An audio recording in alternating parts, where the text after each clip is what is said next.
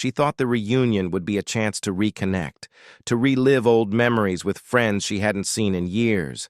But instead, she found herself humiliated, mocked, and left out. And then they learned who she was really married to. The old high school reunion was being held at the Crystal Ballroom, an elegant venue that had seen its fair share of extravagant events. The glittering chandeliers hung low over the tables, casting soft golden light over the crowd. The hum of laughter and clinking glasses filled the air, and for a moment, Megan Harris stood at the entrance, taking it all in. She hadn't seen most of these people in over a decade. High school had been a time of simplicity, before life became complicated with bills, career struggles, and the reality of growing up. She had always been the quiet one, the bookish girl with big dreams, but never the one who stood out. Her friends had moved on to high-paying jobs, glossy Instagram accounts, and flawless lives. She had stayed behind, content with her modest life, teaching at a local school and living in the small town she had grown up in. Megan adjusted the strap of her simple black dress. It was nothing like the glamorous outfits she had seen posted in her social media feeds from her former classmates. No sparkling jewelry, no expensive designer brands, just a modest dress she had bought on sale. But she had been excited to finally reconnect with old friends, to prove to herself that she didn't mind the years that had passed. As she stepped further into the ballroom, a few familiar faces caught her eye. She waved, but the smiles she received were polite, almost forced. It was clear that the years had shifted something. She wasn't the same Megan they remembered, and neither were they. At one of the tables, Ashley, a former cheerleader and the queen bee of their high school, turned to her friend Caitlin, who laughed before turning to Megan. "Wow, look who decided to show up," Ashley said, her voice dripping with condescension. "I didn't think you'd make it. How's your, little life going?" Megan blinked, trying to process the sting. "It's going well, Ashley," she said, forcing a smile. "I've been teaching middle school and—" Ashley cut her off with a flick of her wrist. "Teaching? Oh, that's cute," she sneered, clearly relishing the power she held in this moment. "I bet you're still stuck in that tiny town of yours, huh? I'm guessing no trips to Europe for you? No yachts, no penthouses like the rest of us?" The room seemed to freeze for a moment. Megan felt the weight of the mocking laughter around her. They were all watching, and for a brief second she wondered if she should have just stayed home. "I don't need all of that to be happy," Megan said quietly, her heart racing. "I'm content with my life." "Oh, honey," Caitlin chimed in from beside Ashley, "you really should have updated your wardrobe.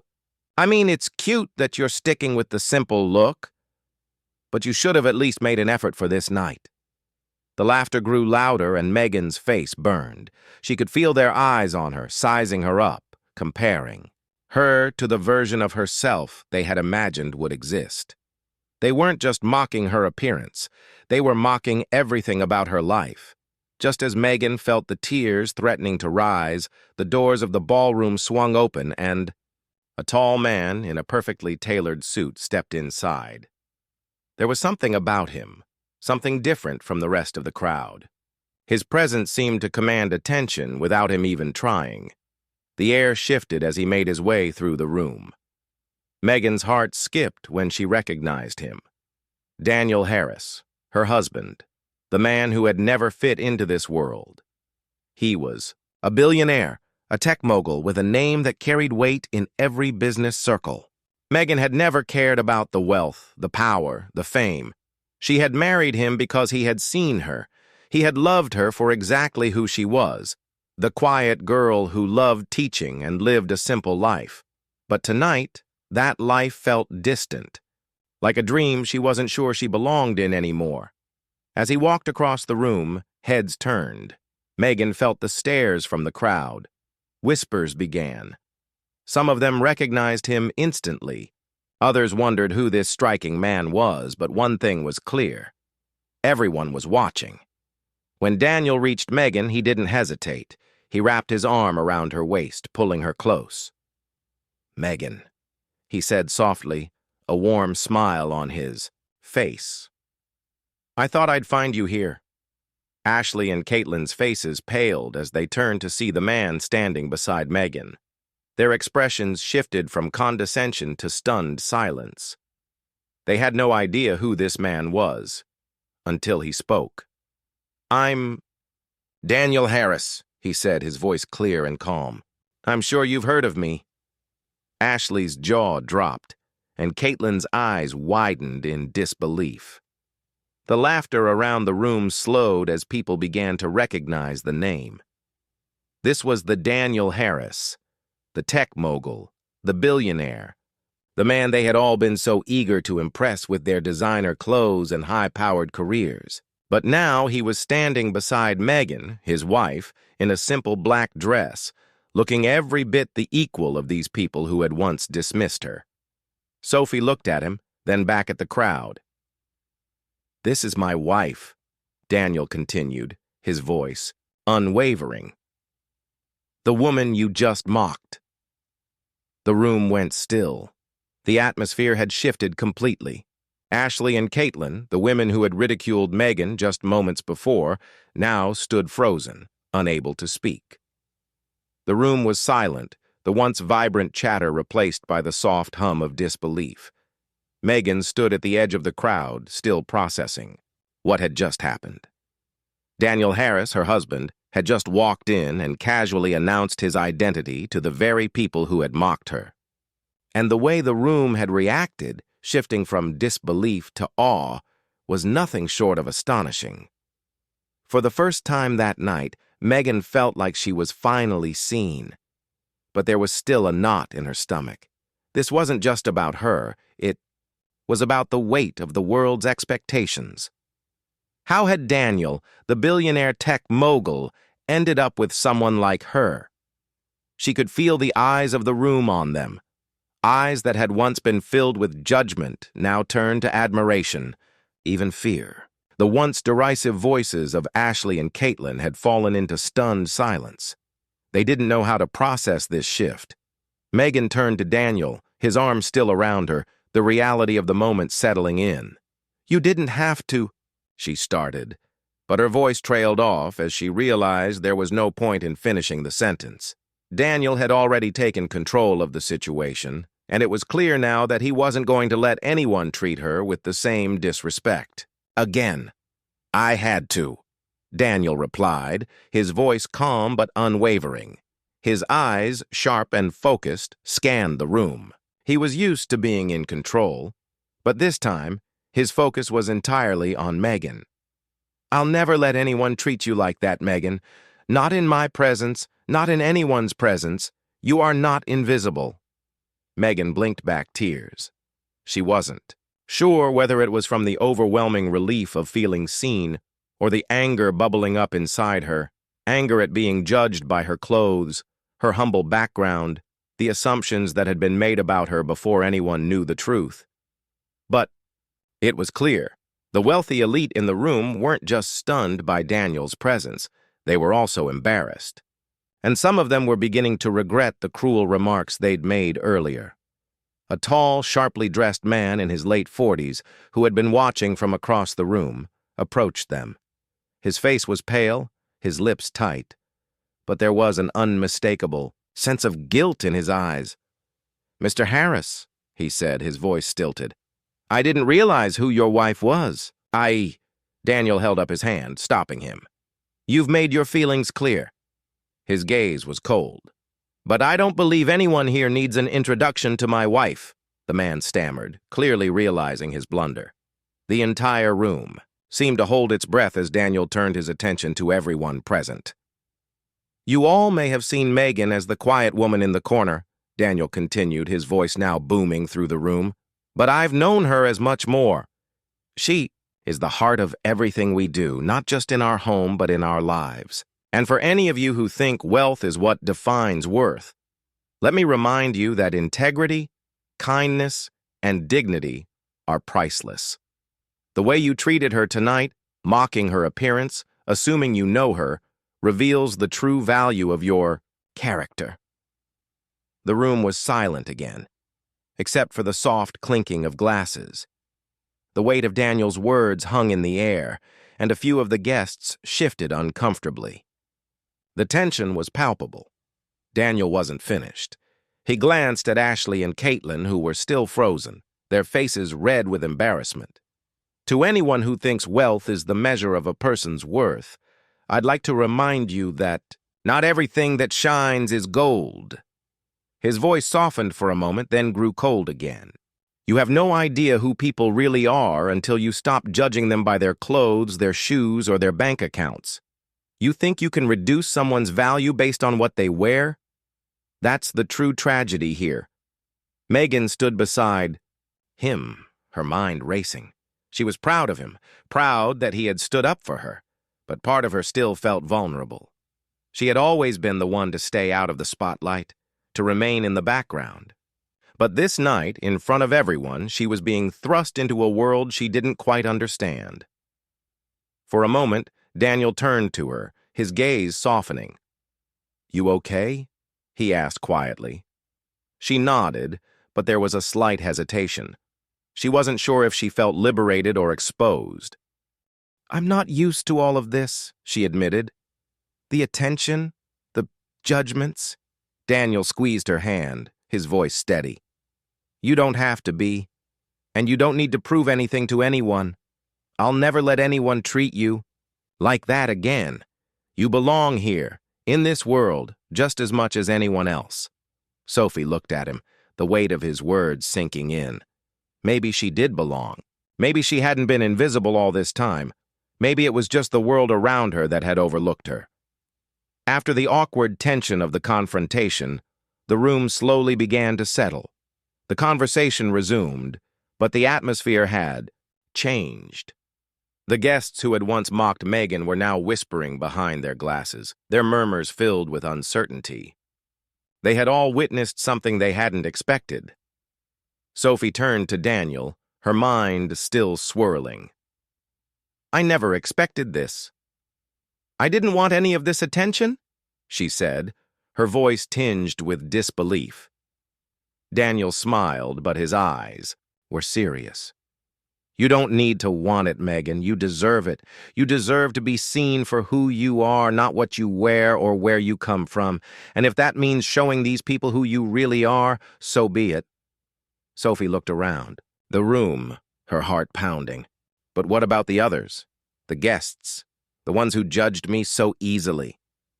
"They'll learn," Daniel replied, his voice steady. "But it's up to you whether you forgive them. You don't need to prove anything to them. You never have. This is your time now. We'll make sure people see you as you are, not the woman they think they can dismiss." Sophie nodded, feeling a wave of clarity wash over her. She wasn't invisible anymore. She wasn't just a shadow in the corner. She was Sophie Harris, and it was time to make her mark. Sophie's foundation, the Visibility Project, had grown faster than anyone anticipated. Donations poured in, stories of success from underserved communities began to spread, and businesses, large and small, started supporting her cause. She had become a symbol of change, someone who fought for those overlooked by society.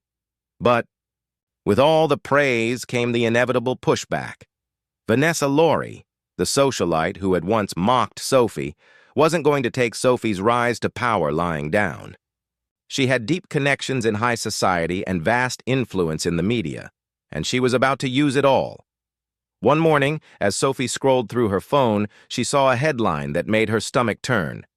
"Billionaire's wife turns to charity to save face. The hypocrisy of Sophie Harris." The article,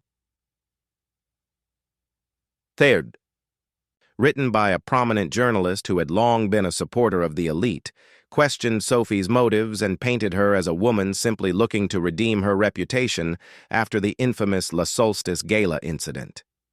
It insinuated that Sophie was using her newfound fame to distance herself from the humiliation she had suffered. Sophie felt the weight of the words settle on her shoulders.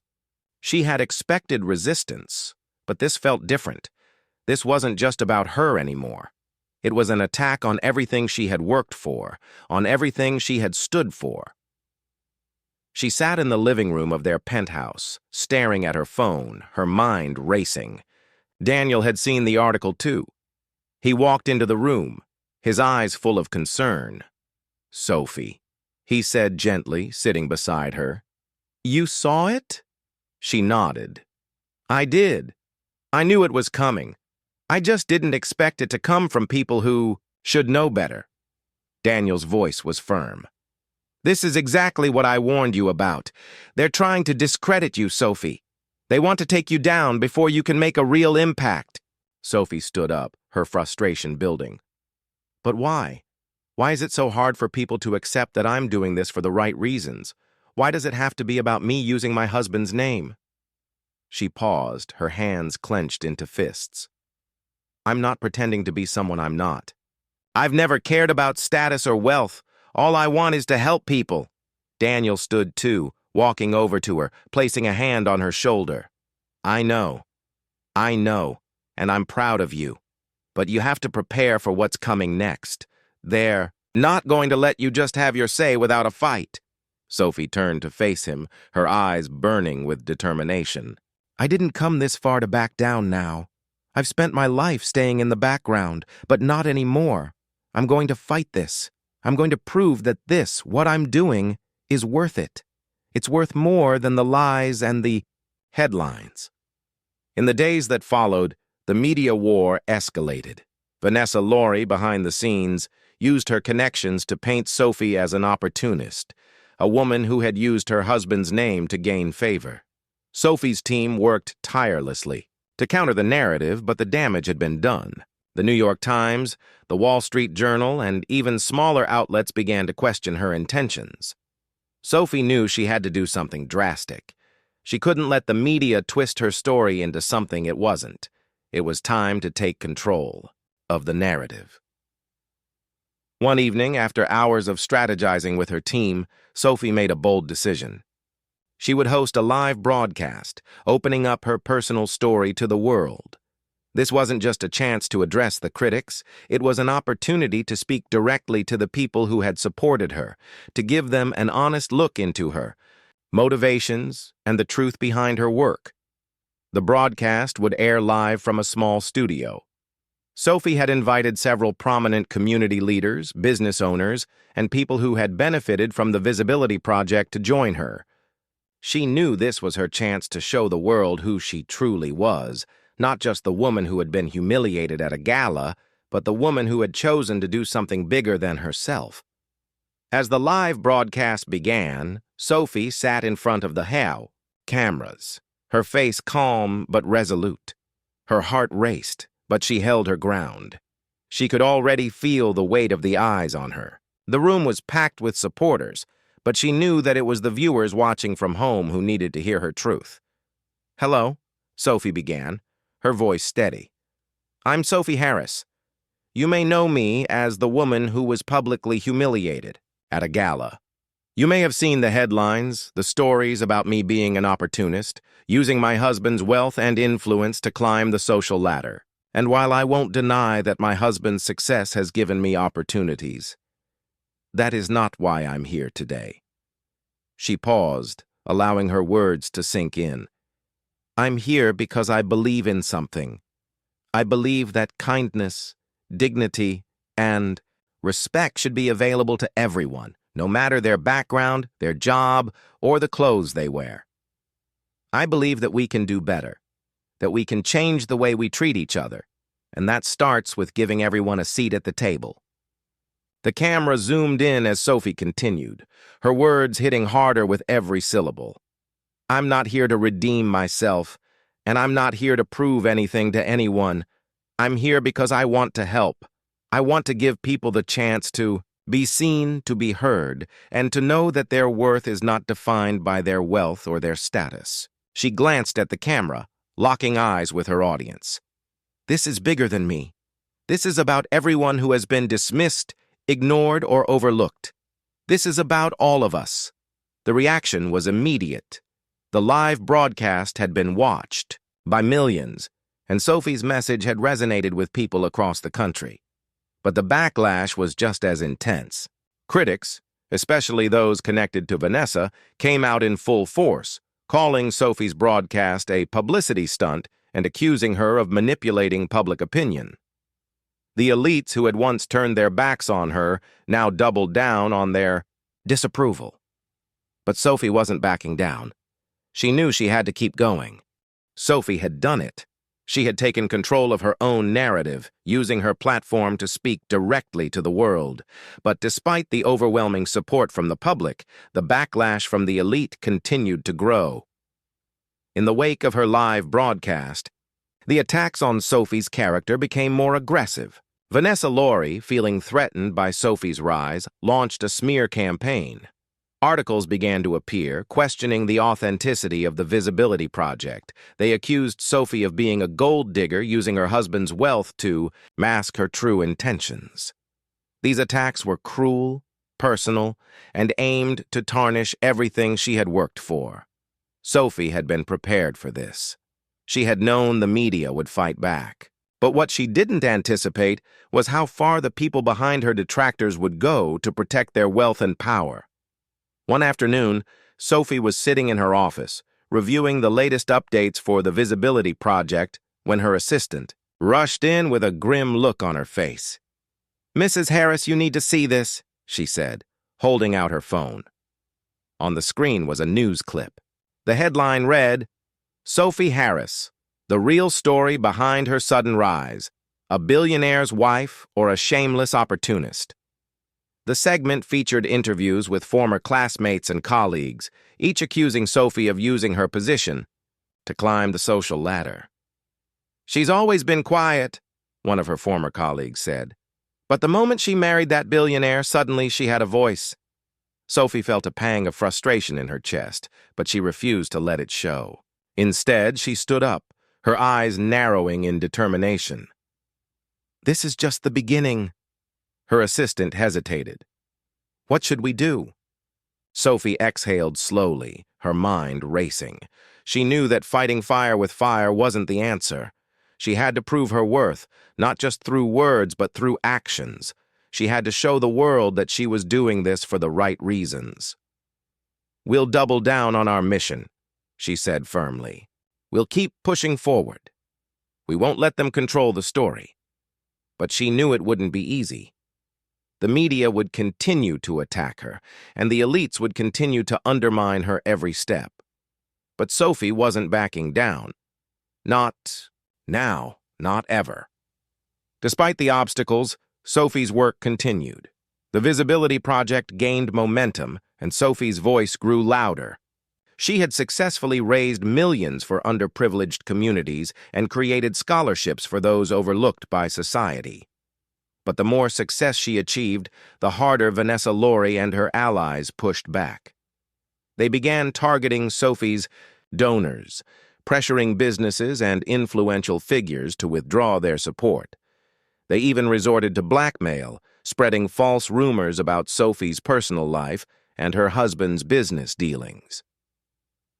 One evening, Sophie met with a group of potential donors at a charity dinner. As she stood before them, explaining the importance of the People's Dignity Fund, she couldn't help but notice the subtle tension in the room. Many of them, once eager to partner with Sophie, now seemed reluctant to commit. Later that night, Daniel approached her, his face drawn with concern. "I've heard whispers, Sophie," he said quietly. "People are pulling back. The pressure is mounting." Sophie clenched her jaw. "I know, but I'm not going to let them win. This isn't just about me anymore. It's about all the people who are being silenced. I can't stop now." Daniel looked at her, his expression filled with admiration and worry. "I know. I'll do whatever it takes to protect you. But remember, they won't stop until they've broken us." "I'm not going to break," Sophie replied, her voice firm. "We won't break. We'll keep moving forward." But deep down, Sophie knew the stakes had been raised. The battle wasn't just for dignity. It was for survival. The final blow came when Vanessa Laurie used her connections to leak a scandalous story about Sophie.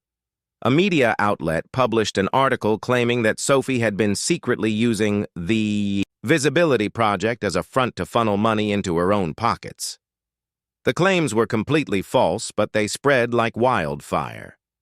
As the rumors spiraled out of control, Sophie realized that the elite wasn't just trying to silence her, they were trying to destroy her. The media attacked relentlessly, calling Sophie a fraud, a manipulator, someone who had built a false image. Her foundation was accused of being a sham, her reputation tarnished beyond repair. She couldn't believe how quickly the tide had turned.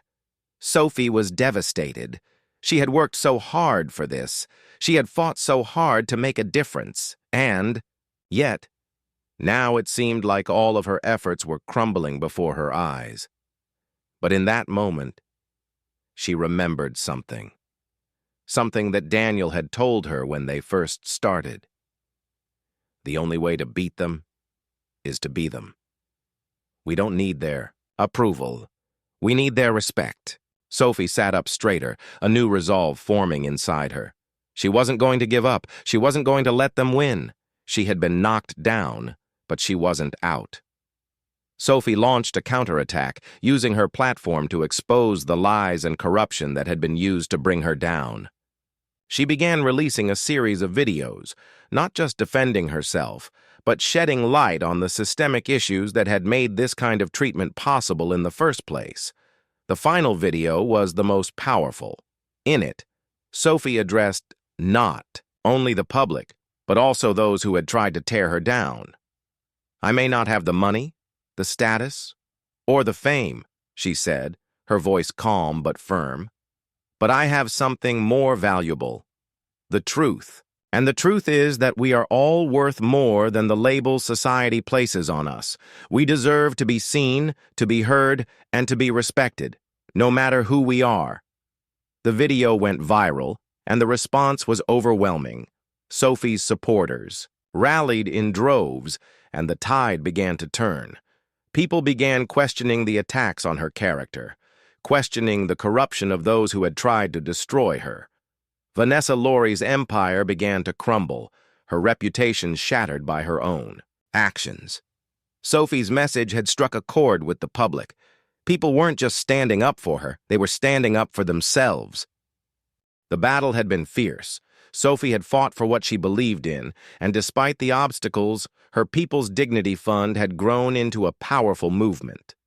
Vanessa Laurie and her allies had tried to tear her down, but they had underestimated Sophie's resilience. With Vanessa's empire crumbling under the weight of her own deceit, and Sophie's foundation gaining momentum, Sophie finally felt like the world was beginning to listen.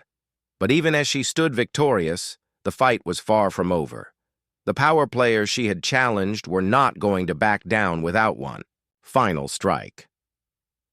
Sophie knew it was coming. She had become a target, not just for Vanessa, but for everyone who had ever profited from the inequality and division that had ruled their world. One evening, as Sophie and Daniel sat in their penthouse, a call came in from an unknown number. Sophie hesitated before picking it up, knowing the weight of the conversation that was about to unfold. "Sophie Harris," she answered, her voice steady despite the nervous flutter in her chest. "Mrs. Harris, this is Gregory Harris from Klein Enterprises," the voice on the other end said. "I think you know who I am." Sophie's stomach dropped. Gregory Harris, a powerful media mogul and a longtime ally of Vanessa. He had been one of the people who had spread the rumors about her, tried to discredit her, and had funded much of the smear campaign. "What do you want?" Sophie asked, her tone cool. "I think you know what this is about," Gregory said, his voice low and threatening. "You've made a lot of noise, Mrs. Harris, but now it's time for you to pay for it. You've upset the wrong people. You've put your nose where it doesn't belong, and now we're going to make sure you don't get away with this." Sophie stood up, her hands clenched into fists. They were threatening her, not just her reputation, but her very future. This was no longer just a fight for dignity. It was a fight for survival. "I'm not scared of you, Gregory," she said firmly. "You can't intimidate me with your threats anymore." There was a pause on the line before Gregory responded. "We'll see about that. You and your husband have made powerful enemies.